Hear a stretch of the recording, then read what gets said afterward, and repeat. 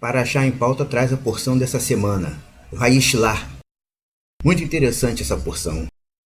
Depois de conquistar a prosperidade que Deus tinha preparado para ele, Jacó, parte para as terras de Israel, as terras que hoje são Israel, com sua família, na intenção de se reconciliar com seu irmão, Esaú.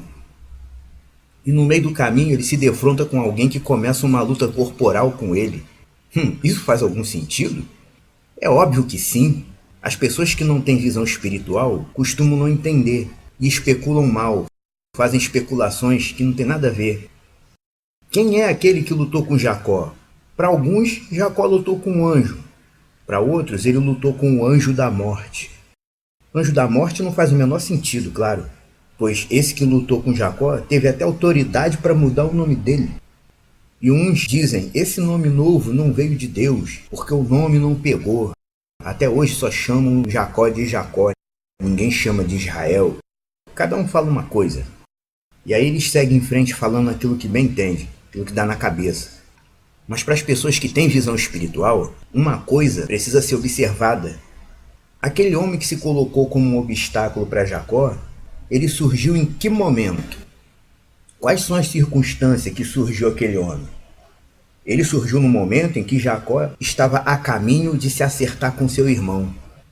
Ele não estava a caminho de fazer coisas erradas, ele não tinha saído para fazer o mal.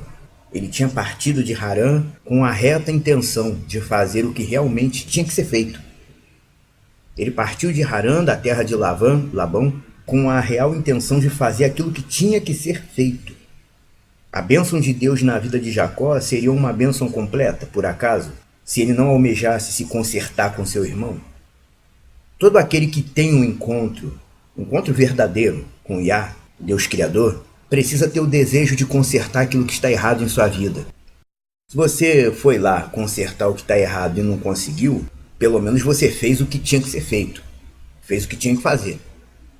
A responsabilidade já não é mais sua ou só sua. E Jacó tinha o verdadeiro espírito de família. Ele desejou se acertar com seu irmão, mesmo sabendo que seu irmão tinha jurado matá-lo. Da mesma forma que José, mais tarde desejou resgatar o relacionamento com seus irmãos, que o venderam. E assim, partindo em direção à reconciliação com Esaú, Jacó se depara com um obstáculo, digamos assim. Um homem, como diz o texto. Um homem começou a agir como se estivesse tentando impedir Jacó de passar. Que homem é esse? Especulações à parte, esse homem era ninguém mais e ninguém menos do que Malach Adonai, o chamado anjo do Senhor das traduções bíblicas. E quem é esse anjo do Senhor da tradução bíblica? É o mensageiro de Yah, aquele que fala como se fosse o próprio Yah. É o espelho de Elohim diante dos homens. É aquele que fala todas as falas de Deus perante os humanos. E quem é esse? Yeshua, em uma espécie de manifestação extraordinária. Pois sendo ele pré-existente ao mundo criado, e mais excelente do que os anjos, os quais também tomam aparência palpável quando se manifestam no mundo, o filho de Elohim não veio brigar com Jacó. Ele não veio até Jacó para acabar com ele, para destruir ele. Não. As pessoas precisam entender que Ben Adam, o filho de humano, a emanação secundária do Deus invisível, veio até o patriarca da nação com um propósito específico. Eu que uso muito essa expressão, específico. Deus não ia enviar um destruidor a alguém que está a caminho de fazer um bem, de consertar um erro. Isso faz sentido? Não. Se ele não costuma fazer isso nem com quem está a caminho de fazer um mal, raras vezes ele fez.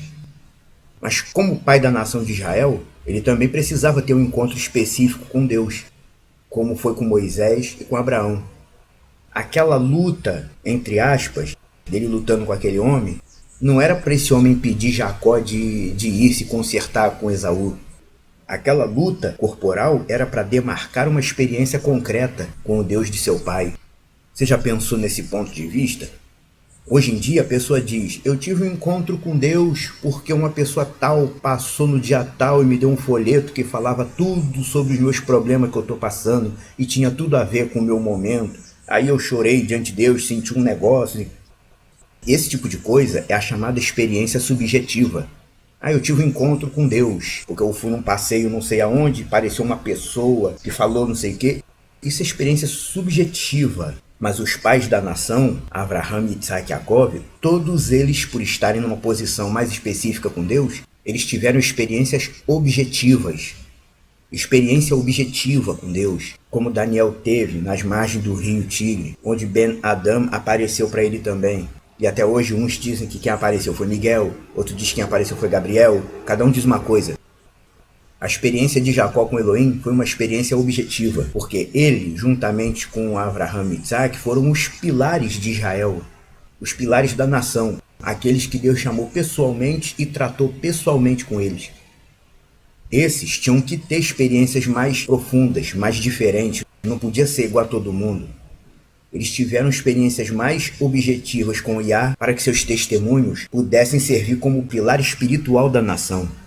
São testemunhos que não vacilam jamais e nem deixam dúvidas. Porque quando a pessoa passa por uma experiência objetiva com Deus, tudo que ele ensina é o que ele vive. Você me entende nisso? E ao fazer que estava tentando bloquear a passagem de Jacó naquela situação, impedindo ele de seguir seu caminho, na verdade aquilo era o quê? Aquilo, podemos dizer assim, era Deus testando ele, era Deus colocando ele à prova, como fez com os demais pilares da nação. Quanto maior o chamado, mais responsabilidades com Deus o homem passa a ter. E não lida com todos da mesma forma, porque não são todos chamados da mesma forma. Cada um é chamado de uma forma, cada um responde de uma forma diferente, e Deus faz assim. No caso de Jacó foi o mesmo caso de Abraão, que no livro dos Jubileus diz que Abraão foi provado 10 vezes e aprovado todas as 10 vezes. Aqueles que são os pilares têm uma coisa diferente com Deus, uma coisa a mais.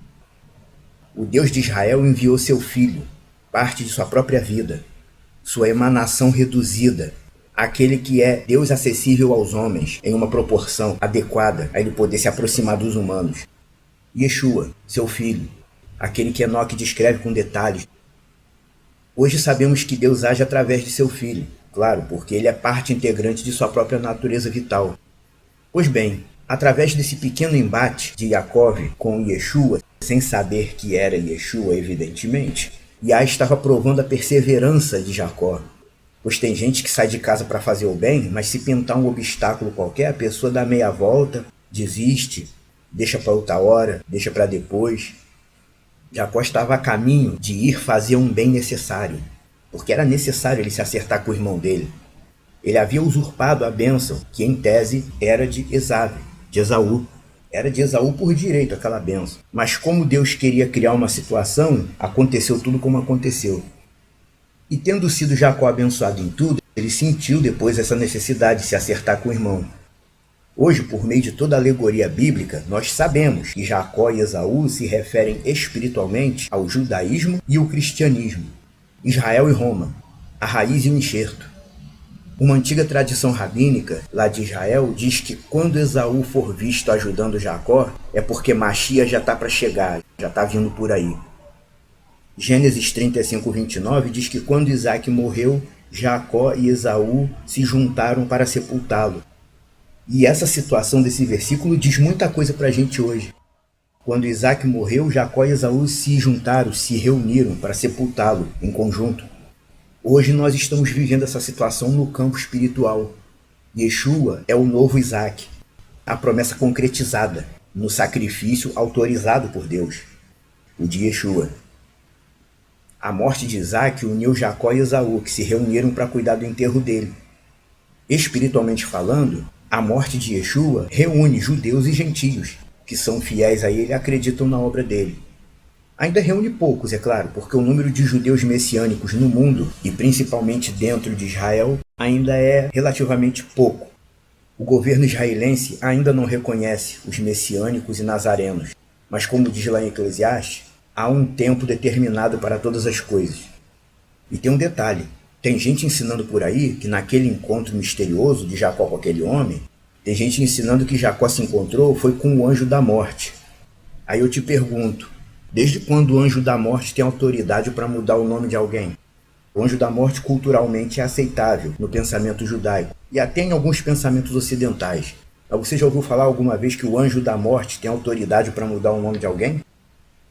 Em Gênesis 35, verso 9 e 10, diz que Deus apareceu a Jacó uma outra vez e confirmou: seu nome é Jacó, não te chamarás mais de Jacó, mas teu nome será Israel. Ou seja, diz no texto que Deus apareceu a Jacó outra vez. Aquela primeira vez também era Deus, também era Elohim, porque Yeshua é Elohim. Aquele homem que apareceu daquele jeito misterioso, lutou com ele, deslocou a junta da coxa dele, e aí tudo aquilo, e abençoou ele, se negou a dizer o próprio nome, foi embora, e Jacó disse o quê? Ai de mim, eu vi Deus face a face, eu vi El face a face. El, forma primitiva de se referir a Deus, e chamou aquele lugar de Peniel, o rosto de El, o rosto de Deus. A gente já sabe que naquele tempo todos chamavam Deus de El. Alguns pesquisadores sem noção colocam em seus estudos que El era o Deus dos cananeus, que não tinha nada a ver com o Deus de Israel. El era como eles se referiam a Deus, ao único. Todos antigamente chamavam Deus de El. Nos textos bíblicos, no texto escrito da Torá, a gente vê os patriarcas chamando Deus pelo nome verdadeiro dele, o nome real dele. Mas essas aparições do nome dele nos textos da Torá, como eu já disse numa outra mensagem colocada no YouTube, o nome de Deus naquelas passagens antigas foram inseridos posteriormente, pois em Êxodo 6, verso 3, Yah afirma a Moisés que Abraão, Isaque e Jacó não o conheceram por seu nome real. Aí você lê os textos de Gênesis e vê todo mundo chamando Deus pelo nome verdadeiro no texto, aquilo são inserções posteriores. Todos chamavam Deus de El. Aí por causa desse episódio, Jacó chamou o lugar de Peniel. Aí por causa de um outro episódio, chamou de Betel. E por causa do episódio de Agar no deserto, Agar se referiu a Deus como El Roi. El me vê, aquele que me vê. Todos chamavam Deus de El. Todas as aparições do nome de Deus dentro do texto da Torá, de Gênesis, nos outros textos da Torá, são inserções posteriores, que se diz que Moisés escreveu.